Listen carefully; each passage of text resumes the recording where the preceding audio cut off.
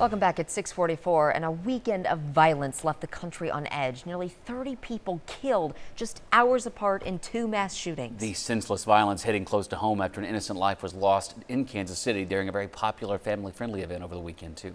We are covering all angles of this today, from the renewed calls for gun control to families trying to make sense out of what happens next. Let's start with 41 Action News reporter Charlie Keegan live in the Crossroads, where a 25-year-old social worker lost her life Friday night.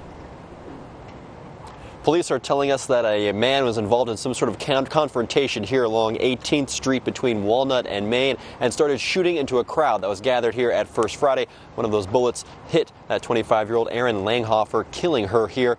And over the weekend, we've been able to speak with the Laghofer family, and they tell us that really one of the things they're going to remember most about Erin is her smile. She was always smiling, laughing, and she worked as a social worker, like you mentioned, in a shelter for folks who are suffering from domestic abuse and violence. Now, the police tell us that she was just standing in line at a food truck during the First Friday event with her boyfriend when a stray bullet hit her. They say she was an innocent bystander, was not involved in any kind of confrontation.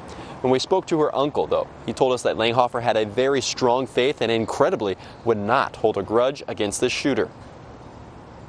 The random, chaotic nature of this, of the shooting, and the young man who did it had no idea what he was doing. He didn't mean to hurt Erin, and she would know that, and she'd be the first to forgive him. Strong words there from Erin's uncle. The Laghofers are just asking for prayers and love to help get them through this. As for the suspected shooter, well, police did arrest an 18-year-old Deontay Copney, and he is in jail this morning, facing several charges, including second-degree murder. Reporting live in Kansas City, Missouri, I'm Charlie Keegan, 41 Action News Today.